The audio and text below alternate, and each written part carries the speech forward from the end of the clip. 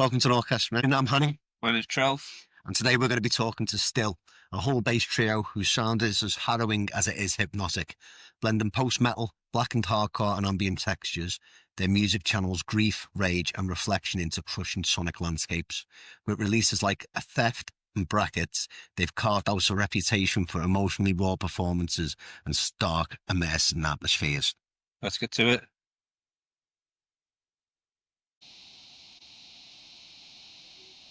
Hi everyone. Welcome to Northwest Connection. I'm Chris. I'm Trell. And today we've got Still on. So we've got Fraser. Fraser, would you like to introduce yourself and talk about the band a little bit? Hi, yeah, I'm Fraser.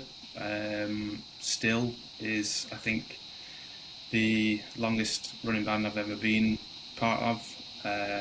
We are currently mainly based in Hull, but Adam, who can't be with us tonight, has recently moved to Peak District, so we're kind of straddled over. We've always been straddled over Hull and Norwich, which has been a nightmare. But we're a bit closer now, so that's good. We are loosely a black metal band, but we're maybe more of a hardcore band pretending to be a black metal band. We never really tried to be a particular type of band, so that's just what we've been told other people think we are. It's heavy and it's dissonant and it's atonal, it's asymmetric, and it's just good fun.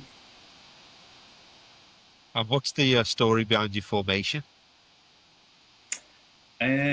So initially, I'd met Jack, our drummer, I moved to Hull for uni 2011, and I think maybe a year after that, I joined a band Jack was the drummer of, and we clicked like immediately, and we had like a lot of similar interests. We got on really well, and after like a couple of months, I got to the point where it wasn't really the kind of project I wanted to be involved in, but I did want to keep jamming with Jack.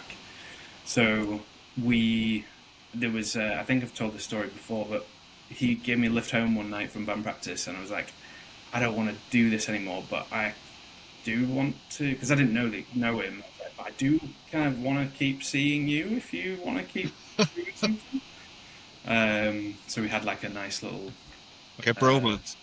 yeah. Essentially, that's where Still started, and then we spent every Wednesday for maybe about 5 years, just the two of us meeting up, and it was never with the intention of being a band per se. It was a cathartic release. We met every week, we made heavy music, and we just kind of like got all that out. And then our old vocalist Zach joined. We had like a couple of different members involved, and it just kind of, after, I don't know, however a lot of years of writing music, it got to the point where we were like, well, we should do something with this. And we practice we practice next door to Mastiff, who I'm sure you're probably aware of. Yeah. So Dan from Mastiff at the time was still running Trepanation Recordings, and he'd heard us writing this album through the wall over the a couple of years, and he'd approached us and said, I want to put it out, and we were like, yeah. That's incredible. If you want to be an idiot and spend your money on that, then go for it. But yeah, that's when I guess Still became what Still is now. I mean, you just said there as well. You practice next to Master. It's probably two of the most aggressive bands on the scene at the moment. Is there something in the walls in Hull? Is there, something in Hull that makes you so aggressive? I think we're just all really miserable. I think Hull does have a lot going for it, but it also doesn't have a lot going for it. It's quite a small scene. And I think maybe when there's fewer people in an area, you tend to kind of gravitate towards each other faster, because there's not as much dilution. Yes. Yeah. But it is funny that we have obviously us and Mastiff, and that comes up a lot. Like what's in the water? Yeah, it certainly does seem to be something in Hull. I don't know whether it's just having to pay those Humber Bridge fines. Uh, but yeah, there's definitely a lot of aggression in the Hull scene. So what's your musical background then, Fraser? How did you get Uh, into music? so um, I've played guitar since I was in year three. I don't know how old that is. Um, 8 or 9, something like that. Initially, I started playing classical Spanish guitar, and I hated it. And it was one of those things that, as a kid, my mum and my dad were like, "No, you need to do this. You need to practice, and you need to, you'll enjoy it if you just practice more." And I think maybe the first 5 years of me playing guitar, I just did not want to do it. And then when I was a bit older, I got a new guitar teacher who kind of I remember the first session with him, and I came into his house because it was outside of school at this point, and he was like, "What do you want to learn?" I was like, "Well, I don't know, anything." And yeah, it completely changed. He was in like loads of different jazz bands and weird funk fusion bands and stuff. So having someone that wasn't just you need to play these songs out of this book was amazing. I remember the first riff I ever wrote when I was quite young. It wasn't good by any means, but I went to my guitar teacher, Mr. Batchelor, the classic guitar teacher. I was like, "Oh, I've done something outside of lessons," and I played him this riff, and he genuinely was like, don't ever play that or anything like that in these lessons ever again." And I was like, "Okay, I don't want to do this. If this is what guitar is, I don't want to do that." Um, and then I got roped into playing percussion in a brass band. For my little brother was a cornet player, and when I was like 15, I ended up doing like brass band competitions, like playing drums, not knowing how to play drums, uh, just trying to keep a beat. And was there a particular band that got you into like the heavy side of music? Was there a particular artist? So I I was thinking about this because I thought this might come up, but I when I started getting into heavy music, I think my entry point. So this was like early to mid 2000s. I was a massive emo kid, and I was really into bands like My Chemical Romance, Senses Fail, um, kind of like emo screamo stuff. Yeah. And I think it was I made friends with someone, and they introduced me to Architects when they just released Ruin. And I think that was maybe like the turning point where I was like, "Oh, I think I like this heavier stuff a little bit more than the. I still love all that kind of like screamo stuff, but that was maybe what took me to closer to where I am now." And then I spent years trying to find, because I don't really like, and this becomes a bit of a, it's become a bit of a meme for me. I never really liked kind of like the old school like Black Sabbath, Iron Maiden. I appreciate what they've done for music, and I appreciate what they do, but it's not something I've ever kind of wanted to sit down and listen to. So I've been trying to find over the years bands that don't sound like that but are very heavy, and then fast forward to I think maybe my second year of uni, I discovered Plebeian Grandstand, and that uh, just changed how I thought about heavy music. And since then, I've just been trying to find more bands that sound like that, similar to like Noise Trail Immersion, things like that. If you're familiar, It's quite odd I for just someone. want music to be disgusting. I want it to. I want it to hurt. It's quite odd for someone not to be into that sort of Black Sabbath riff who's into heavy music, isn't it? It's like, yeah, it's Again, like unusual. I don't. I think I've jokingly I've been joking, and I've kind of like upset people in the past. I never meant to, but I want I want more than riffs. I mean, still, for example, we never stay on something for longer than maybe one round, and we change and we change. It's deliberate because we don't want to just play the same thing all the time. But I think it's also, I mean, I think you said it before, you're more of a hardcore band with that blackened edge to it. Yeah, So, you know, I think from what you're saying with your influences there, you can more see where you've come into a hardcore scene from it. And I think Hull's always had a bit of a more punk and hardcore scene anyway, hasn't it, over the years? And I think that yeah, yeah. shows in Mastiff Sound as well. They're more of a hardcore band than a metal band, I would say. Yeah, absolutely. I think when I moved to Hull, it was kind of hardcore was maybe on its way out in terms of it wasn't the in genre at the time. Do you know what I mean? But the remnants of hardcore for the first however many years of living in Hull were very prevalent. Everything was kind of like based in hardcore with then a little bit more metalcore, a little bit more whatever. Do you know what I mean? Yeah. Yeah. I remember the first time I saw Massive. Actually, it was in a pub, and it was. I mean, it was Mastiff, but it was nothing like what Mastiff are now. It was just a dad band. What's it, a dad band now?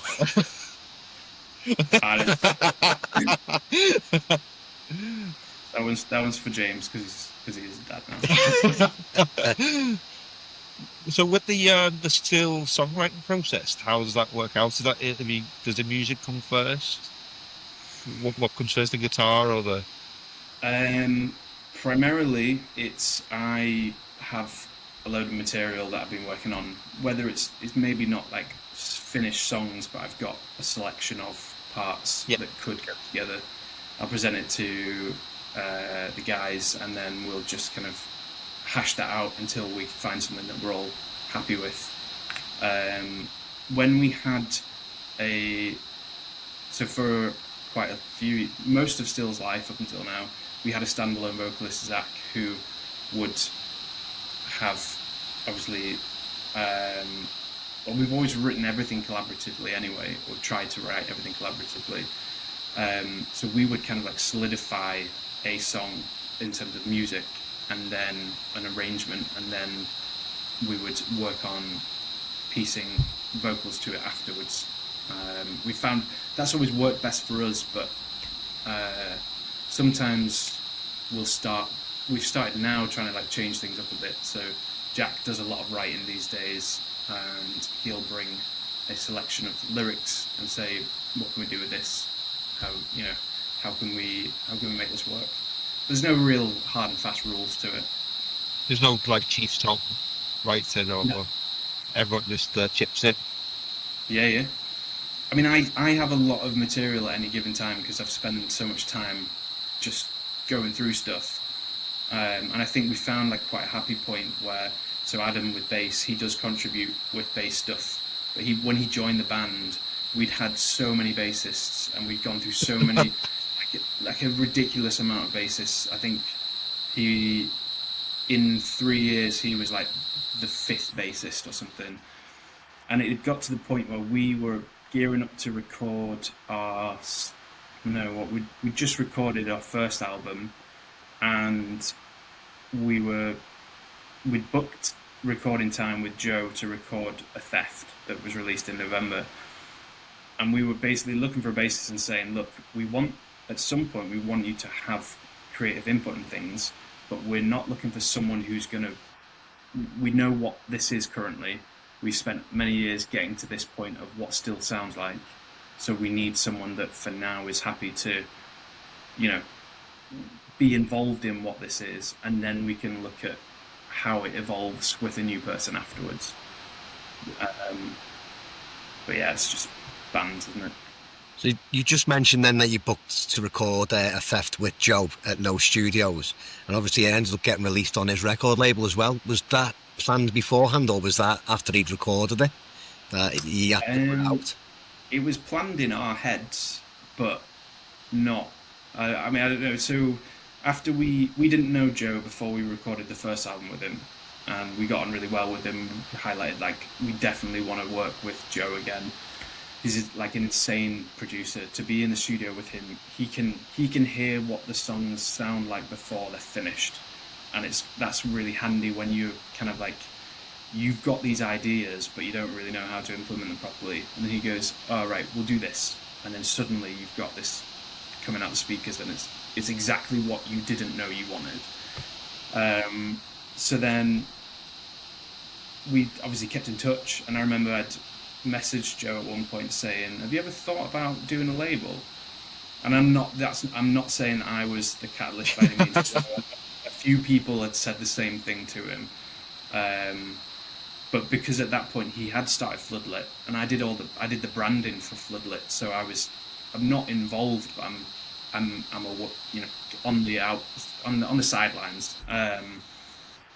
So it was always in the back of our head, well, if Joe would want to put it out, we would rather Joe than anyone else put it out. And I think in the studio we were too scared to ask him properly, but we were like hinting at it, like, oh, it'd be like real cool if some real small new record label would be interested. That kind of it was pretty insidious, actually. And he took the hint. Yeah. Well, no, he actually at first when we did have the real conversation about it, and I said, would you want to? We would love to. And he said, I don't think you should. I think this should be on a bigger label. You should definitely approach other labels. And that was in a stage where we were thinking about what kind of labels to approach. And we did approach a couple, but we had already essentially decided that we wanted it to be put out by Joe. So we didn't put any effort into following up with anyone else. And when he said, basically, if no one else wants to do it, which they should, I'll do it. And in the end, I just said, Joe, just Cool. Do you have specific roles within the band beyond your instruments, like your social media or your artwork or your booking gigs? So we try and do it democratically, but I've engineered my life to be in a band, essentially. I am a freelance designer and screen printer. I've always supplied the artwork for Still, mainly because I have the time to do it, and I'm always making stuff. Jack is a exceptionally talented artist in his own right. So is Adam, to be fair. Like, both very, very talented visual artists, but it's always fallen kind of like into, I have the time and I have all this stuff that I'm working on alongside other client work and things. And then Adam, historically, I used to do all the social media, but Adam is very good at that, so Adam does a lot of that now, and we kind of like just tag team. Between Adam and I, we book everything as well. Jack just turns up and hits drums. There's always one. Which is fine. It's good, actually. He does, to be fair though, Jack, every time we go on tour, Jack does all the driving. So it balances out. Yeah. Nice. So, talking about touring and live performances, have you had a live show that sticks out the most so far for you, a favourite one? As in like a good one or a bad one? Both. Yeah. Give us both ends of the spectrum. So, I guess the biggest show that we've ever played was, what year was it? When we played Art Tangent, we'd been asked to play that maybe a year after the first album came out, and that was like a complete surprise. We'd never even thought that would be an option.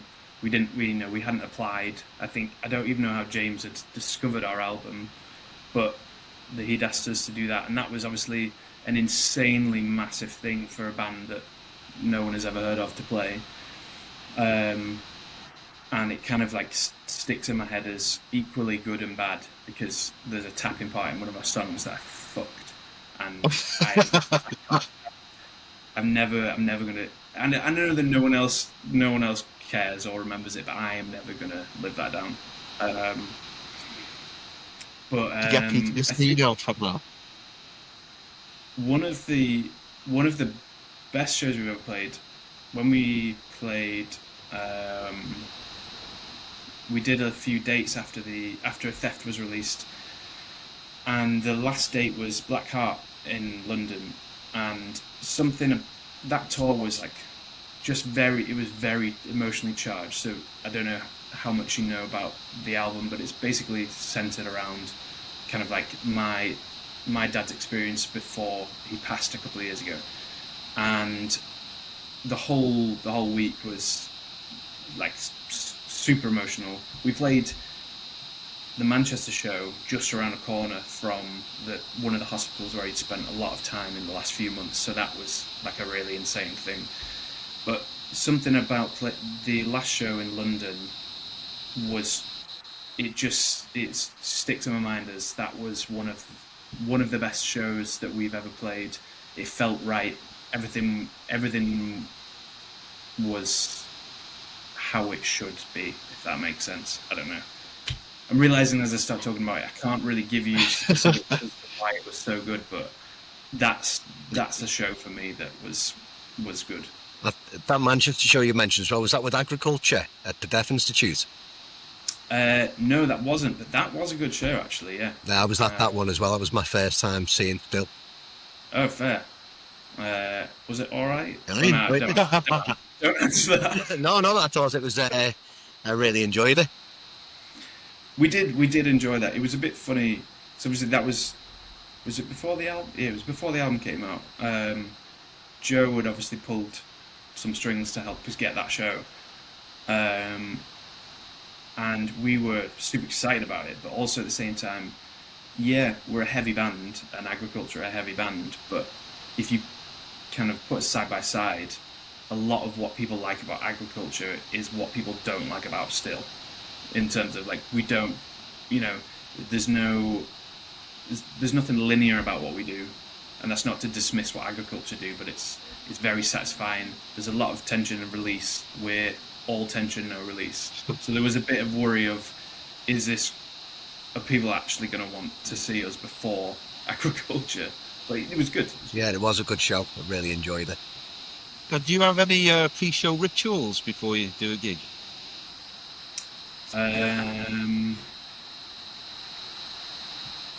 Jack likes to eat about 5 minutes before we play, which is actually quite stressful for everyone else. I can imagine. I don't think we do. I think we... What do I do?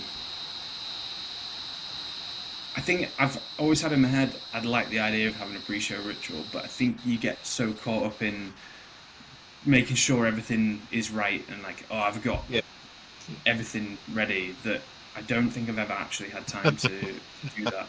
I do actually, no, actually saying that, I do like to take a couple of minutes on my own, and because I used to hate playing live. For the first 5 years of us playing, I just didn't understand why anyone would want to do it. It terrified me. It's uncomfortable. I don't want to be on stage in front of people. Then that's quite unusual, isn't it? It's quite an unusual thing, that really, for a musician not to, want to perform live. Well, yeah. This is why I was I spent a long time thinking, what's wrong with me that because you speak to other musicians, and I'd always be like, how do you get past the nerves? How do you feel comfortable? And they're like, oh, I love it. It's all I want to do is be there and like kind of like feel it. And but I realized that one thing was missing, because I never used to do any vocals. I ended up doing some vocals. We played with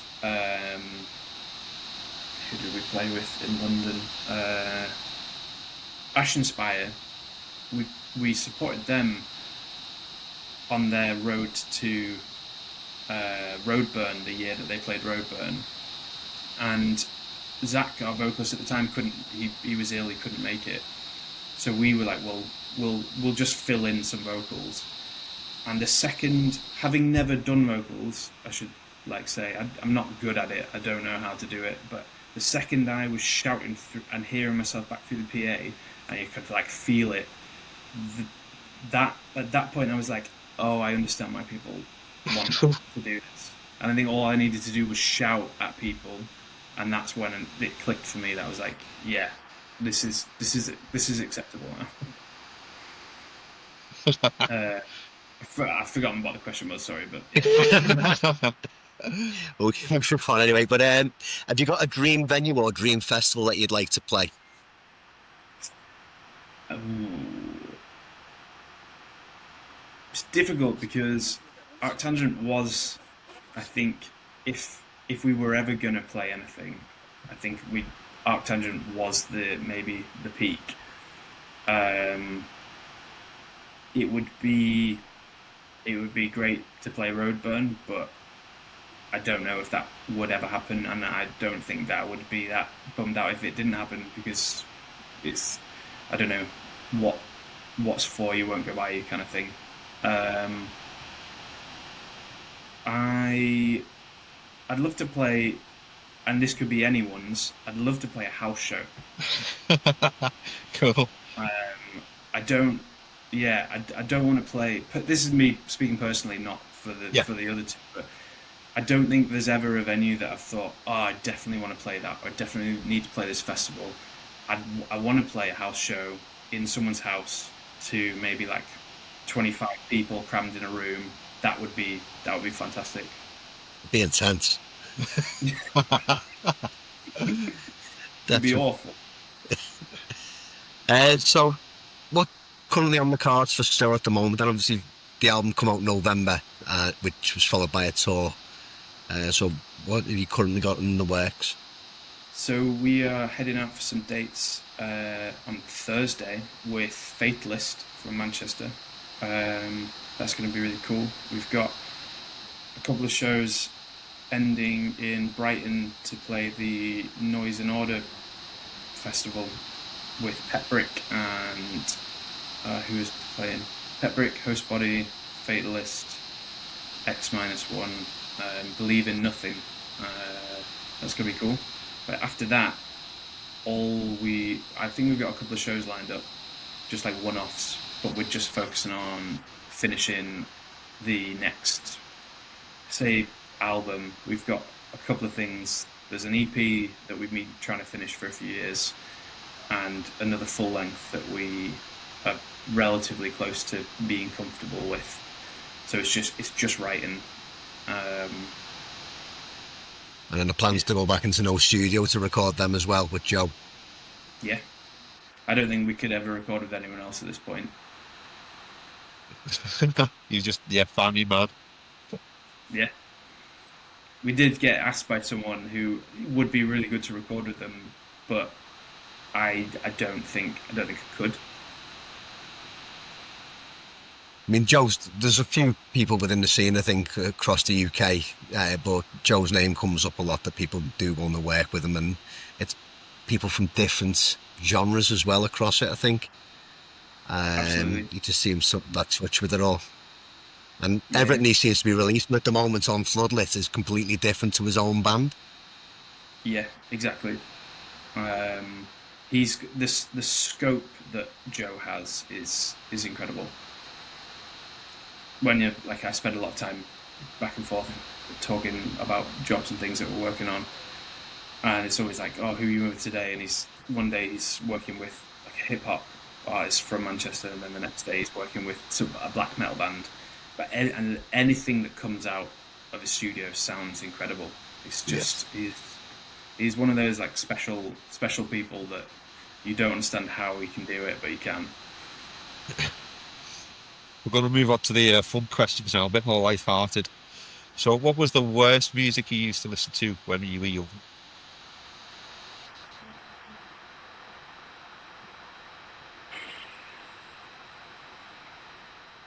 Just thinking. The worst music I ever listened to. I I mean, I'm not ashamed to say that I did like Bring Me the Horizon, but I Okay, don't, then. and that's only like based on what Bring the Horizon are now. Like, I don't love that. I did have a cassette with that I used to listen on repeat, the Flintstones theme tune. That was maybe the worst. Thinking about it. I don't know. It's subjective, isn't it? It's hard because a lot of growing up and being like a teenager and being a massive emo. I know that a lot of people we play with now who are in bands, our contemporary bands, wouldn't listen to what I listened to then. But I'm not. I'm not ashamed of it. Do you know what I mean? Yeah. It got me to where I am. Yeah. I will say though that My Chemical Romance stopped being good after Three Cheers for Sweet Revenge. Everything after that is dog shit. Everything before it is perfect. That the band have always been a little bit like that for me. My Chemical Romance. I think I agree with maybe up to Three Cheers for Sweet Revenge. That was when there was something to them, and then after that, I don't know. I think it lost its way. I think it got particularly bad on the Black Parade, in my opinion.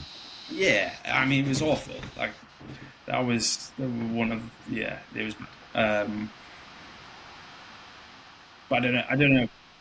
I was in Florida a couple of years ago on a family holiday, and Welcome to the Black Parade came on, and there was definite Trump supporters singing along. Yikes. It sounds bad, but you could tell who the Trump supporters were. Fair. Yeah, And yeah. when they were singing along to Welcome to the Black Parade, I thought, yeah, I think I know where. Well, I was right all along. Fair. I've just thought actually. So one of the first shows I ever went to was um, Hawthorne Heights, Aiden, Bullet from a Valentine Still Remains. I think it was a Kerrang tour in like early 2000s. And I, at the time, loved Aiden. I don't know if you ever listened to Aiden. I remember American. them. I don't think Yeah. I listened to them though. If you listen to them now, that's probably what I would say. As in, if you went back and listened to one of their, I couldn't give you an album name. That's probably what I'm most ashamed of liking. But anything else is like Hawthorne Heights were one of my favorite bands. Still are. Oh, no, actually no. I'm gonna say that. uh, so, if you're going to listen to one album for the rest of your life, what would it be?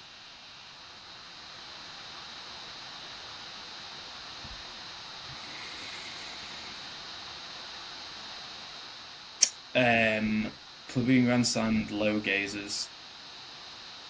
Excellent choice. I think I'm a, or Failure Subside by Depart. Love it. Uh, probably Low Gazers. I've not listened to that album for a while, and now I think I'm going to have to go and dig it out and have another listen. I think I listen to it maybe like 3 times a week. Really? No, maybe that's an exaggeration. Which fast food chain would sponsor your band, and what would the meal deal include?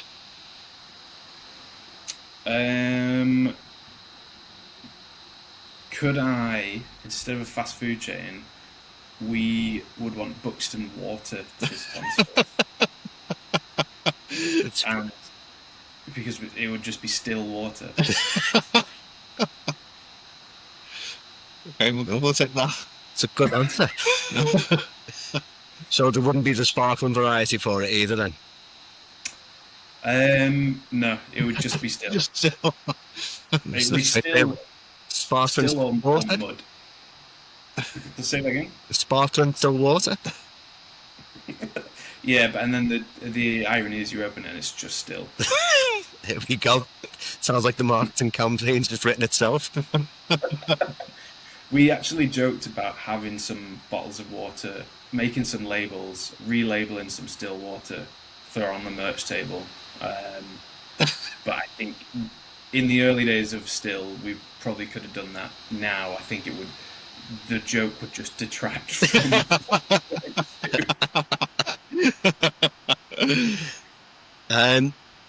If you could soundtrack any film, what would it be?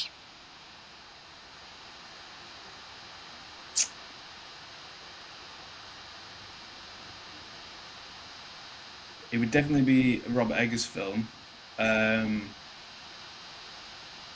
Maybe The Witch. Correct. One of our goals, and I'll say this is the first time I've ever said this publicly, we need someone to put us in touch with Robert Eggers, because one of our goals as a band is we want to soundtrack a film for him. So if you can help make that happen, We'll give it a go. We'll tag him in the But they're not really looking to do kind in the northwest of England. I don't know. I don't know whether we've got much more reach than still have, but we'll give it a go. Hey, many hands, many hands. I was going to say 2 pound attack. Yeah. I don't know. That's a good question. That's a good never choice. really thought about it. Have you got a current song that's on repeat? Sorry? Have you got a current song that's on repeat?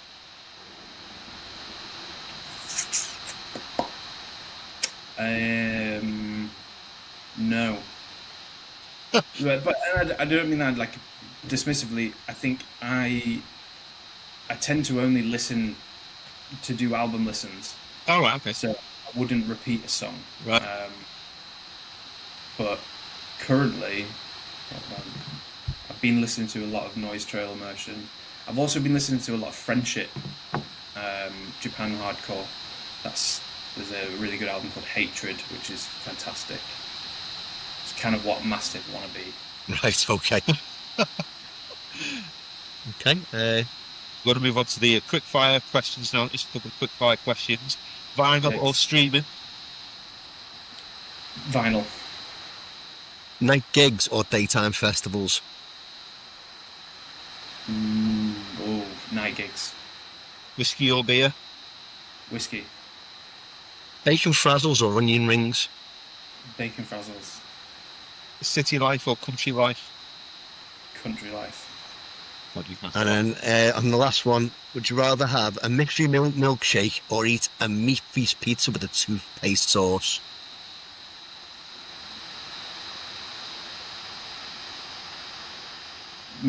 Pizza with toothpaste. I don't know. Yeah, pizza. That's made me feel sick. Well, thanks for joining us, Fraser. Thanks for having me. Appreciate it. I'm looking forward to seeing what Still do next. Cheers. Thank you.